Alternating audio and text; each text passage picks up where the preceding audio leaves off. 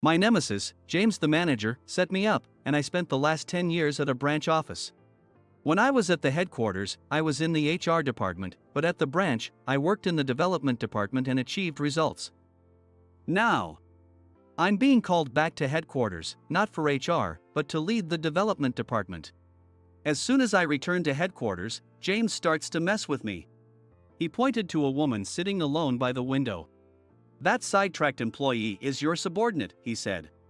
I thought he was trying to dump a problem on me, but then I saw something that made me a little uneasy. Is this girl, could she be? I decided to bring the unmotivated new female employee, Sarah, to our development department. The next day, her unexpected behavior surprised not just me but everyone else. However, this was only the tip of the iceberg of the environment surrounding her. "Sarah, you can't be. My name is John."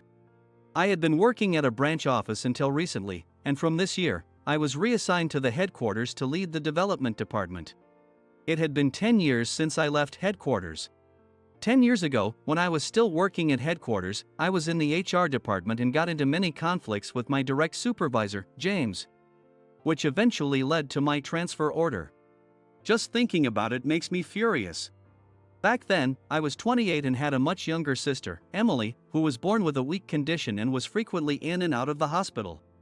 Emily was born when I was 18, so 10 years ago, she was just a child. When she was feeling well, she could come home, but most of the time, she was in the pediatric ward. Our parents had already passed away, so I took on the role of her guardian. I had no desire to get married, and I never felt weird about raising Emily. It felt more like a duty. Since she was my real sister, it felt natural to take care of her. One day, a turning point came. Due to her weak health, Emily couldn't participate in many school events. She had never been allowed to participate in sports day by her doctor. However, due to her strong desire, she got permission to join a field trip to a nearby brewery. On the way there, she suddenly had a seizure. The brewery was just a few minutes' walk from the school. Seeing Emily collapse on the way, her teacher and the other kids could only ask, "Are you okay?" Panicked, her teacher tried to call an ambulance but couldn't operate the phone due to shaking hands. At that moment, a woman suddenly appeared and provided the necessary first aid, then had Emily rushed to the hospital. I received the news from her teacher and immediately asked James for permission to leave early. However, James's response was heartless. "What are you thinking? There's an important meeting for new hires right now. If you leave, what about the candidates you interviewed? Postponed? If you go, I'll take over, but don't expect any promotion." Despite his threats, I couldn't prioritize my work over Emily's life. I handed over the documents to James and rushed to the hospital. Thanks to the woman who helped her, Emily was safe, which was a relief. But the next day at work, James threw more harsh words at me. "So, in the end, your sister was fine? You should have just let the hospital handle it and done your work. Fine, you won't get any bonus this time." This led to another big conflict with James, and as a result, I was transferred to the branch office. Though I didn't agree with it, there were benefits to the transfer.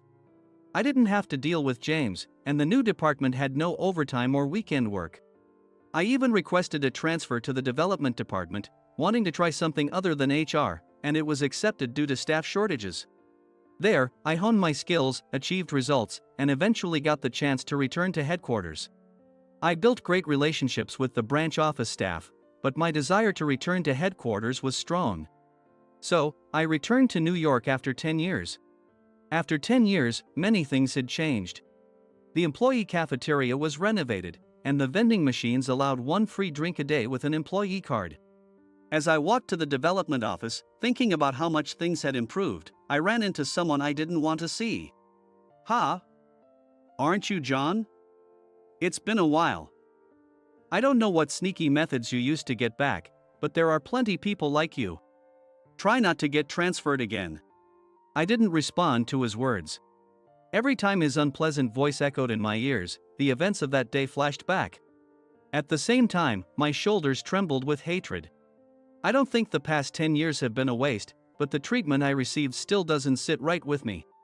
I gave a slight nod and tried to leave, but James, known for his persistent nature, kept talking to me despite my ignoring him. I heard you moved to the development department. Well, someone like you can't handle HR. So, you're in systems now? How can you stand being around those nerds who only do math? Let me show you something interesting. Then James forcefully grabbed my hand and led me to the HR office. He pointed to a woman staring blankly by the window. That sidetracked employee is your subordinate. I'm giving her to you. By the way, I'm getting promoted to department head next year. So even though we're in different departments, you'll always be my disposable pawn. Get along with your fellow useless ones. With a vulgar laugh, James returned to his desk. I sighed and approached the woman James had pointed out. She had black, shiny hair tied back, a bit of dark circles under her eyes, and purple lips. Other than her hair, she looked quite unhealthy, which surprised me. She seemed tired, dozing off in the breeze coming from the open window. This is still a major corporation. I couldn't understand how a woman like her got hired, let alone assigned to the HR department. But since she was here, there must have been a reason for her hiring, though it still puzzled me. Excuse me, are you okay? At my voice, the woman slowly opened her eyes. Oh, I fell asleep again, didn't I? I'm sorry. I'm so busy that I can only sleep while I'm here. She didn't seem busy at all, making me furrow my brows. However, seeing something about her made me a little uneasy. Wait, is this girl? As I thought, I felt someone's gaze piercing me. Looking in that direction, I saw James angrily mouthing, "Take her away now." I sighed and spoke to the woman. Nice to meet you. I'm John, the manager of the development department. After introducing myself, the woman quietly said her name. I'm Sarah Smith. I don't have much to offer this company, but I'll do what I'm told. If she stayed in HR, she might become a target for James's harassment. Though she didn't seem motivated, she said she'd follow instructions, so maybe she could be useful. With that hope, I immediately consulted with the HR head, Kevin, to transfer Sarah to the development department. Our team knew me well, so I thought the work would be manageable. The team saw Sarah as an unmotivated new HR employee. One of my subordinates approached me. They asked if James was harassing me again. Although we had issues in the past, James and I were now just managers in different departments, with him set to be promoted next year. I'm not going to let him intimidate me like before. We're in different departments now, and he can't boss me around. I'll take responsibility for Sarah. Though my subordinates were not convinced, they accepted my decision and returned to their tasks. Sarah remained passive, not taking any initiative. She even needed prompting to introduce herself. Everyone was probably worried about how things would go. I was one of them. I had brought her to our department to defy James, but this could end up burdening my team. However, that thought changed the next day. That day, I was giving instructions to my team and starting the morning tasks. Most of my subordinates were knowledgeable enough not to need much guidance, so there were no issues. Thus, I focused on training Sarah, but I was so shocked by her work that I was left speechless. John, I finished the documents as you asked. Where had the unmotivated woman gone? I assigned a simple task to the newbie, something easy enough for her to handle. However, it was too perfect. The junior employees I've trained before took at least half a day to complete such documents. I thought finishing by the end of the morning would be sufficient, but Sarah completed it by 11 a.m. and brought it to me. She had told me she didn't have much knowledge in this department. The previous day, before leaving, I had casually mentioned some useful knowledge and recommended a few books and websites if she wanted to learn more. Could she have absorbed all that information in just one day? If so, that's incredible. Sarah, were you not unable to work but just unmotivated? She nodded without any signs of guilt. Seeing her straightforward attitude without any pretense, I couldn't help but laugh. This surprised my subordinates, who asked what was going on, and when I showed them the documents Sarah had prepared, they were all stunned. The content was flawless, with no typos. It was so perfect that I had to laugh. Even though Sarah's passive attitude didn't change, she quickly absorbed and mastered everything taught to her. James must have found some reason to avoid giving her any tasks. With her lack of enthusiasm, it's understandable why he wouldn't want to assign her work, but it's worth a try. Sarah rapidly improved, becoming a respected member of the development department in just 6 months. Initially seen as an unmotivated new hire, she's now referred to as being in eco mode. She seems a bit displeased by this. I'm not trying to conserve energy, it's just my nature. Though she's often grumpy, Sarah has started to show more emotion around us. At first, I had no idea what she was thinking, she moved like a robot. But now, she clearly states when she can't do something and is often seen helping her colleagues when they're in trouble. Seeing her more lively than she was in the HR department, I felt a small sense of victory over James as a fellow supervisor. He couldn't motivate Sarah, but I did. This realization brought a sense of satisfaction. Then, the new fiscal year began, and the former HR head retired, with James being promoted to department head as planned. HR employees were troubled by his increasingly arrogant attitude, but it didn't concern us. Sarah now calls me my mentor affectionately.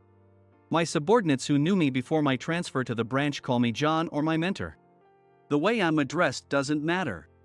Like at the branch, there's a comfortable distance between supervisors and subordinates, fostering mutual trust, making work enjoyable. Sometime later, James appeared, gloating.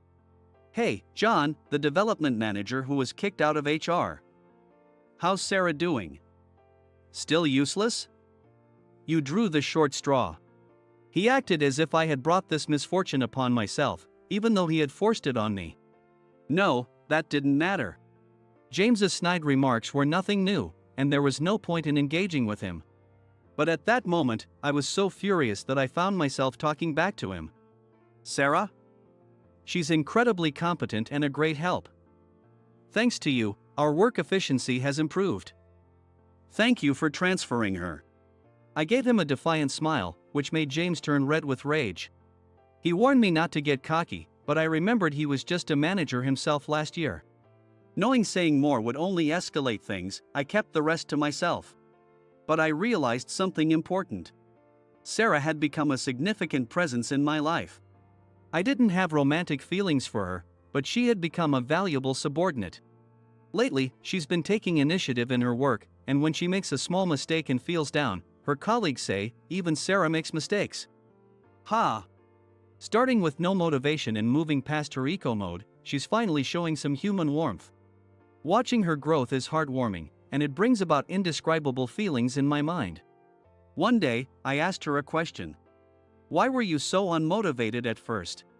Sarah responded with an attitude that made it seem obvious. Because I didn't feel like I belonged. How can I work in a place where I'm not welcomed? She had a point, and I ended the conversation there. However, something still bothered me. If my thoughts were correct, it wasn't that she didn't belong, but that she wasn't trying to create a place for herself. But since she didn't bring it up, I didn't see a need to pry further. So, I let it go. As spring turned to summer, Sarah began to take frequent days off. Our development department manager seemed to know the reason and asked us not to hold it against her. No one would anyway. Even when she took days off, Sarah completed her minimum required tasks, so no one was inconvenienced. As her direct supervisor, I tried to reduce her workload, but she insisted, please give me the usual tasks, I don't want to burden others. So, I gave her work with longer deadlines, thinking she wouldn't need to work too hard. Yet she always submitted her tasks well ahead of time, making me wonder why she hurried.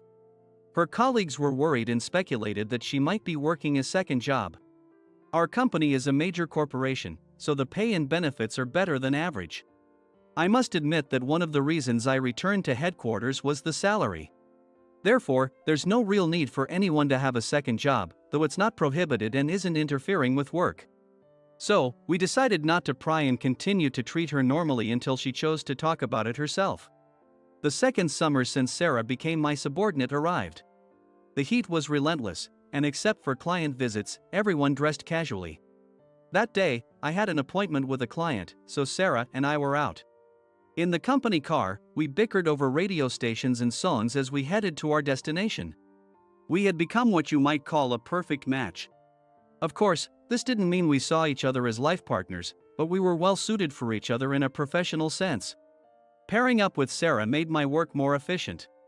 So, we started spending more time together, purely for work, with no emotions beyond that. There was another important reason for being with her. I wanted to keep an eye on her health. I had no ulterior motives. As her supervisor, I was concerned about her well-being, both professionally and personally. Are you still busy with other things? When I asked, she answered matter-of-factly. Oh, that's fine. I promise it won't interfere with my job, so don't worry. Her slightly off response prompted me to clarify. No, that's not what I mean. We have more staff now, so you can take a break. You're doing well, and our clients are happy because of you. I'm concerned about your health, not your work. I glanced down. In the passenger seat, she had a triangular rice ball on her lap, likely bought from a convenience store intended as her lunch. At first glance, it seemed fine, but it was surprising to learn that this was all she ate every day. I had seen her hydrate frequently, but on reflection, I realized I had never seen her eat anything other than rice balls. When I asked, she confirmed that this was all she ate, so I angrily drove us to a place. That was the family restaurant. Even on a weekday, it was buzzing with moms and social groups. Since it was lunch break, I told her I would treat her. Order whatever you like. No, not that. Why just a salad and drink bar? I watched as she ordered only a Caesar salad and a drink bar on the tablet, and I stopped her. When I asked if she wasn't hungry, she said it was just a habit. Hearing she could eat normally if she tried, I ordered a pork cutlet set for her. No. I can't eat this much. Don't worry, if you can't finish it, I'll eat the rest. This pork cutlet bowl is a special menu here. It's really good, so give it a try. Sarah, reluctantly, took a bite of the steaming pork cutlet bowl that arrived a few minutes later. The moment she tasted it, she made a face I had never seen before and exclaimed in a voice I had never heard from her. Wow, this is delicious. What is this? It's so good. It was hard to imagine the usually cool and composed Sarah expressing such delight and raising her voice like this. Seeing my surprise, Sarah cleared her throat and said, I haven't had a proper meal in a long time. Thank you, John, for the treat. Despite initially doubting she could finish it, she quickly devoured the entire bowl. She must have been very hungry or the food was just that delicious. Either way, seeing her enjoy the pork cutlet bowl with a smile made her seem a bit more endearing. As we headed back to the company car after paying, we heard a loud noise coming from the bike rack area and instinctively turned to see that one of the women who had been having lunch near us had collapsed. Before I could react, Sarah moved quickly. Are you okay? It's probably the sudden temperature change from inside to outside. Breathe slowly, you'll be fine. Just follow my lead, inhale. Exhale. Sarah helped the woman calm down by guiding her through deep breathing exercises. Due to the heat, Sarah had her long black hair tied up in a bun instead of her usual ponytail. Seeing her exposed nape, I couldn't help but think to myself, this confirms it. After a while, the woman recovered and thanked Sarah before leaving with her friends. Sorry for taking up time. Sarah apologized, looking remorseful, and I finally asked the question that had been on my mind. Sarah, are you? Her large eyes wavered upon hearing my question. We completed the system restoration work for our client and headed back to the office. Sarah left early, saying she had plans. Reflecting on the day's events, I bought a coffee from a vending machine and took a break. Then, someone interrupted my break. Of course, it was James. Taking a coffee break here, huh? Must be nice being a development manager. I responded calmly to his sarcastic remark. Are you so free that you have time to bother me, Mr. Head of HR Department? My sarcastic reply clearly annoyed him. James turned red with anger and yelled. As long as I'm around, don't expect to rise above manager. I could even demote you for mistreating Sarah. Knowing James, he might actually do it. He would certainly come to complain on behalf of the HR department if I caused any trouble. He could even fabricate a story to get me demoted. But seeing how much I had grown since those days, he couldn't do anything, and it frustrated him. As we silently glared at each other, trying to assert dominance, a cheerful tune started playing. It was coming from James's phone, and I couldn't help but think, he listens to that idol group's songs? But it turned out to be a serious call. His wife had collapsed, complaining of a sudden headache. Panicking for once, James went pale and shouted, I have to leave right now. At that moment, memories of the incident from 10 years ago flashed through my mind. Wait a minute. Who was it that said leaving because a family member collapsed was a luxury? Isn't there an important HR meeting coming up? What, that's. He seemed to remember the harsh words he had once said to me. Seeing his face contort as if he had swallowed a bitter pill, I said, "You should go. Unlike you, I'm not the kind to lower someone's evaluation or spread bad rumors about them. This is a chance to set things right. You might still tell me to prioritize work, but I won't. Go to your wife immediately." James' face turned even more red, clearly ashamed of his words in the past. However, he had no time to argue. Frustrated, he left the scene. An hour later, after finishing my work, I visited a hospital in the city. Since it was after hours, only hospital staff and visitors were present. As I headed to the elevator hall after checking in, I saw James sitting in the waiting area. I casually sat down next to him. "Is your wife okay?" "John. What are you doing here, at this hospital?" Seeing James completely deflated compared to earlier, I couldn't help but feel sorry for his wife. "Your wife probably sees you as a wonderful husband. But in the company, you can't seem to change your behavior. And people keep distancing themselves from you. She would be sad to know that her important husband is disliked by his subordinates and colleagues." James fell silent. Ignoring his lack of response, I continued. "My sister is hospitalized here, so I came to visit her." "Still in poor health?" "Yes. She's 20 now, but doctors aren't sure if she'll live another 10 years. She's in and out of the hospital frequently. Since she's struggling, I want to work hard and create good memories for her.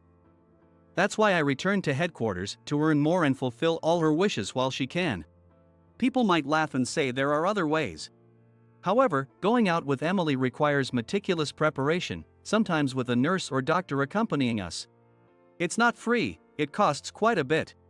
If money can solve the problem, I'll earn it. I've said it many times, I have no desire to marry. Emily's happiness, as my sister and daughter, is everything to me. James probably didn't realize how severe my sister's condition was. Reflecting on the past, he again fell silent, looking uncomfortable. The ticking clock sounded unusually loud, and I wasn't sure how much time had passed since then. After some time, the doctor who operated on his wife came out, and James was shocked to see who it was. "You? Sarah?" "Rest assured, your wife's surgery was successful." James, seeing Sarah answer calmly, was left wide-eyed and speechless, his mouth opening and closing silently. He looked as if he had witnessed a natural disaster. I had confirmed a few hours earlier that Sarah was actually a doctor and the daughter of the company's president. "Sarah, are you the woman who helped my sister 10 years ago? My sister's teacher described you, and I've wondered since then. It seems you left without giving your name." After finishing our meal at the family restaurant and helping the woman, I asked as we were heading back to the company car. She looked surprised but then answered apologetically. "Yes, that's me. I'm a doctor, but my father wants me to take over the company, which means giving up being a doctor. I work part-time at the hospital now." She had been forced to join the company, so she lacked motivation from the start and tried to make everyone dislike her. This explained her previous behavior and circumstances. When I first met her, she looked unusually unhealthy. That must have been due to exhaustion from her duties as a doctor. Her diet of just rice balls was also because her busy schedule as a doctor left little time for proper meals. I realized Sarah was the doctor who saved my sister when I noticed a small mark on her neck. That bruise from when my sister hit you when she had a seizure, it's still there. Sarah smiled and replied, "It's a badge of honor. And I feel like myself the most in the hospital. I'm sorry for all the work you taught me, but my place is there. I thought my father would give up seeing my lack of motivation, but I ended up caring for the team. Yet, I am a doctor at heart." Her determined gaze made it impossible to stop her. Though I was too stunned to say anything back then, I felt I could speak now. Ignoring James, I looked into Sarah's eyes and said, "Your place has always been here. You can see it in the faces of the nurses and doctors behind you." Sarah smiled happily at my words. James, regaining his composure, muttered his thanks and quickly went to his wife's room. Afterward, James suddenly resigned from the company. My wife knew everything. I can't change my mindset. I always thought I was right. But seeing Sarah, I felt insignificant. She created her place, while mine was temporary. That bothered me, so I'm leaving. Outwardly, he maintained a facade, which earned him a reputation for being stubborn until the end. However, there were rumors that James was often seen happily strolling with his wife in a wheelchair. He remained steadfast until the very end. As for Sarah, after a serious discussion with her father, she decided to leave the company.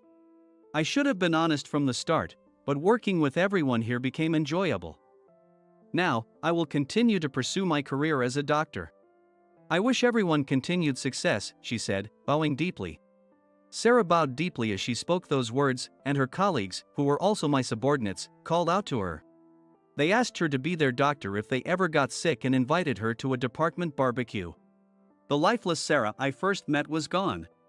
Thanks to her, the overall atmosphere of the department brightened, and everyone supported her new beginning. Wow, so that happened. That day, after work, I visited the hospital to see Emily. She listened to my story, smiling as she closed the book she had been reading on her bed. What were you reading? A romance novel. Why don't you ask Dr. Smith behind you? Turning around, I saw Sarah with slightly flushed cheeks. She looked just as good in her white coat as she did in her suit.